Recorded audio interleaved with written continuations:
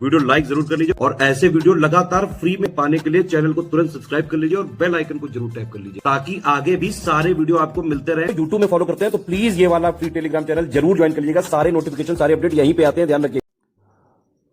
नमस्कार साथियों, स्वागत है आप सभी का स्टडी फॉर सिविल सर्विसेज में। ये है साथियों हमारी ज्योग्राफी की रेगुलर क्लास, जिसमें हम चर्चा कर रहे हैं भारत के भूगोल की।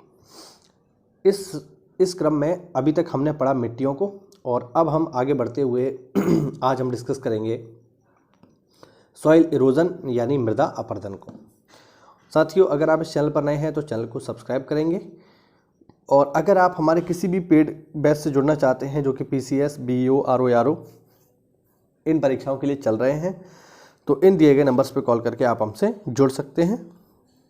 और ये जो आप PDF देख रहे हैं ये है हमारी ज्योग्राफी की कंपाइलेशन PDF जो कि हमारे पेड ग्रुप्स मेंबर को दी जाती है। चलिए देखते हैं आज का टॉपिक। आज का टॉपिक है हमारा मृदा अपरदन। सबसे पहले हम यहाँ ये समझने का प्रयास करते हैं कि मृदा अपरदन होता क्या है, क्या चीज़ होती है ये सॉइल इरोजन क्या है। तो देखो, सॉइल इरोजन का मतलब है कि जो मिट्टी की गुणवत्ता है अगर वो कम हो जाए या उससे हमें कॉम्प्रोमाइज़ करना पड़े और वो समाप्त हो जाए तो इस घटना को कहा जाता है soil erosion. Basically soil erosion में हम ये देखते हैं कि जो मिट्टी की ऊपरी परत है वो किस तरीके से अपना स्थान छोड़ रही है। तो बेसिकली सॉइल इरोजन में क्या होगा कि जो मिट्टी की ऊपरी उपजाऊ परत होगी अगर वो किसी भी कारण से अपना स्थान छोड़ रही है तो इसे हम नाम देंगे सॉइल इरोजन यानी मृदा अपरदन। ठीक है, यही सब जानकारी यहाँ पे लिखी हुई है, आप देख सकते हो। मृदा के आवरण का विनाश यानी जो उसकी पहली परत है मृदा अपरदन कहलाता है। बहते हुए जल और पवनों की अपरदनात्मक प्रक्रियाएं तथा मृदा निर्माणकारी प्रक्रियाएं साथ साथ घटित होती रहती हैं। यानी नॉर्मली क्या होता है, जितना सॉइल इरोजन होता है उतना सॉइल जेनेसिस होता है, यानी जितनी मिट्टी बनती है उतनी समाप्त होती है, तो मामला बैलेंस बना रहता है ना। लेकिन बहुत बार क्या होता है कि मानवीय जो क्रियाएं हैं उनकी वजह से ये जो मृदा अपरदन की घटना है ये बढ़ जाती है ना। जैसे मानवीय क्रियाएं जैसे क्या, जैसे निर्वनीकरण, डिफॉरेस्टेशन, यानी हमने फॉरेस्ट को ख़त्म कर दिया तो फॉरेस्ट को आप ख़त्म कर देंगे तो फिर ये मृदा अपरदन को बढ़ावा देगा। अत्यधिक पशुचारण, ठीक है, ओवर ग्रेजिंग भी जो है मृदा अपरदन को बढ़ावा देती है। झूम कृषि आप लोग जानते होंगे, है ना। परिवहन और संचार के साधनों द्वारा प्राकृतिक अपवाह का अपवर्तन, अंधाधुंध खनन, ये सब जो है ये मैन मेड रीज़न है जिसकी वजह से सॉइल इरोजन बढ़ जाता है ना। भारत में अगर हम देखें कि सबसे ज़्यादा सॉइल इरोजन से कौन कौन से क्षेत्र जो है प्रभावित हैं तो पहला यहाँ पर आप देख पाएंगे चंबल तथा यमुना नदियों की उत्खात भूमि क्षेत्र। ठीक है, चंबल का जो एरिया है वो देखिए, चंबल एक तो नेचुरली जो है सॉइल इरोजन करती है। ठीक है, चंबल जो बड़े बड़े एरिया बनाती है उनको रेवाइन कहा जाता है। ठीक, उत्खात भूमि। इसके अलावा अगर हम देखें तो पश्चिमी हिमालय का गिरपदीय क्षेत्र यानी जो शिवालिक एरिया है उसके आसपास का यहाँ पर हम बात करेंगे।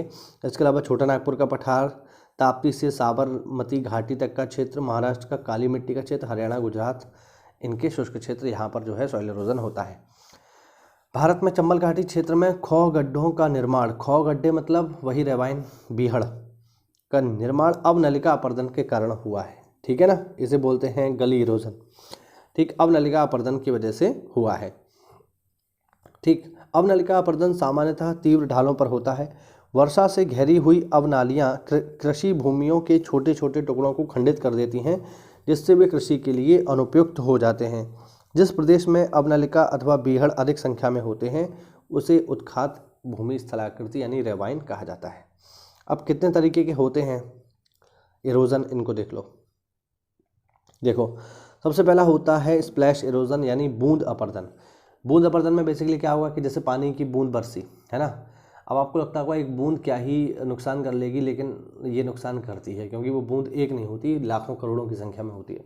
जैसे आपने देखा होगा कि आप बारिश में घर से बाहर निकले, है ना, और आपने बढ़िया वाइट कलर की एक शर्ट पहन रखी है, ऊपर छाता लगा रखा है, तो आप ये देखेंगे कि ठीक है आपने छाता लगा रखा है, आप उतना गीले नहीं होंगे, लेकिन इसके बावजूद भी मिट्टी के छोटे छोटे टुकड़े आपकी शर्ट पर यहाँ वहाँ आपको दिखाई देंगे।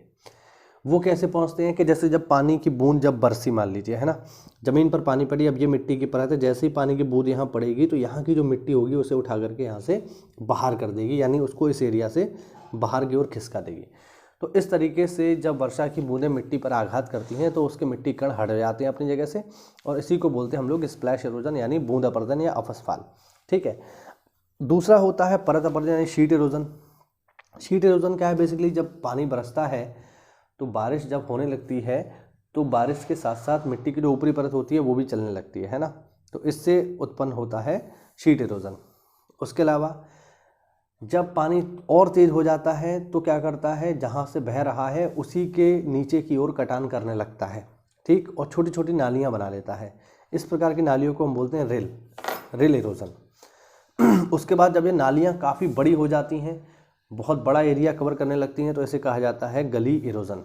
ठीक, और जब जल एक मोटी धारा के रूप में प्रभावित होने लगे और चैनल को तब तक अपर्दित करता है जब तक वह स्थिर ढाल प्राप्त न कर ले, तो इसे हम बोलते हैं स्ट्रीम चैनल इरोजन यानी धारा चैनल अपर्दन। ठीक है। अब ये तो हुआ नेचुरल चीज़ें हैं। इसके अलावा कुछ फसलें भी हैं जो कि सॉइल इरोजन को बढ़ाती हैं, जैसे ज्वार, लिखा हुआ है सोरघम किसी अन्य फसल की तुलना में भूमि अपर्दन के लिए अधिक उत्तरदायी। ये ध्यान रखना, पेपर में पूछा जा चुका है। ठीक है।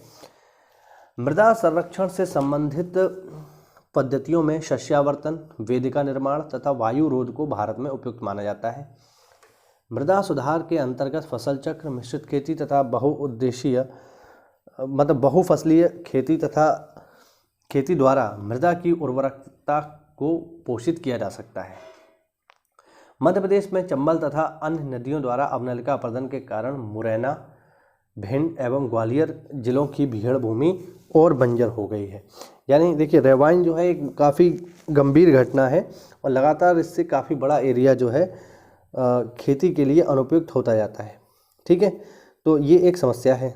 अच्छा, यूपी में बहुत बार यूपी स्पेशल में पूछ लेता है कि बताइए यूपी में कौन सा ऐसा जिला है जो अवनलिका अपर्दन से ग्रसित है ना, तो इसका ध्यान रखेंगे, वो जिला है इटावा, क्योंकि इटावा ही वो जगह है जहाँ पे चंबल और यमुना आपस में मिलती हैं, तो इटावा में भी ये इरोजन होता है, ध्यान रखना, गली इरोजन होता है। अच्छा, अगर पेपर में पूछे कि भारत में सबसे ज़्यादा अपर्दन किस तरीके से होगा, तो भारत में जो सबसे ज़्यादा अपर्दन होता है वो वायु से होता है ना, यहाँ पर आप देख पाओगे भारत में सर्वाधिक अपर्दन हवा से होता है, वायु से होता है। ठीक है, उम्मीद करता हूँ इसमें आप जो है सॉइल इरोजन को थोड़ा बहुत समझ पाए होंगे। इंपॉर्टेंट चीज़ें जो है वो सारी की सारी इसमें हैं, आपको याद रखना है। अगली क्लास में हम चर्चा करेंगे मिट्टी के संरक्षण की, यानी मृदा संरक्षण की। ठीक है, तो ये हुआ आज का हमारा वीडियो। मिलते हैं अगली क्लास में, तब तक के लिए जय हिंद, जय भारत, वंदे मातरम।